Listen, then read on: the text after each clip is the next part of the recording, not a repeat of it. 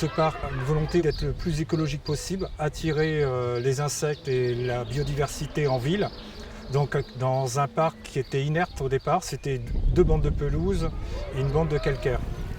Donc on a remis de la vie, on a remis de l'eau avec une cascade qui est alimentée par la cour d'école quand il y a des fortes pluies. Et ensuite on a fait des petites choses assez sympathiques. Donc ici on a le labyrinthe des fruitiers, qui est un labyrinthe partagé. Donc ici on peut servir des fruits. Là les framboises, il y en a à volonté.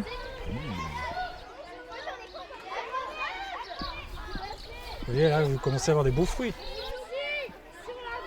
Par exemple, on a une attaque de pucerons. On voit bien que les feuilles sont torsadées sur des jeunes pousses. Mais il va arriver des coccinelles. Ça se régule en fait. Si on traitait chimiquement, ça permettrait donc d'avoir des fruits superbes, des feuilles superbes, mais on n'aurait pas les coccinelles là. Donc si on veut protéger les coccinelles, c'est laisser les pucerons faire. D'ici un mois, on ne verra plus rien. Ces feuilles vont tomber naturellement.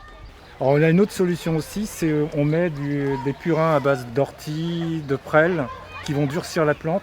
Et comme Monsieur Puceron aime bien le tendre et pas le dur, ça va moins l'intéresser de piquer quelque chose qui est dur. Donc ici, on est sur le coin préféré des enfants parce qu'on a des kiwis, un figuier, du cassis un peu dans le coin. Et après, on va aller donc sur une jachère fleurie un peu à l'état sauvage. C'est pour la biodiversité. Ça nous permet d'avoir des abeilles, des bourdons. On a pu voir à peu près une cinquantaine d'insectes différents. Et actuellement, on a aussi des nichées d'oiseaux un peu dans le fond. Donc toute cette zone-là, on la laisse un peu comme ça, sauvageonne. On va broyer au mois de septembre. Et donc l'année prochaine, ça repoussera à peu près pareil. On a utilisé donc des bois locaux, des bois de nos forêts à nous, donc du châtaignier, du chêne.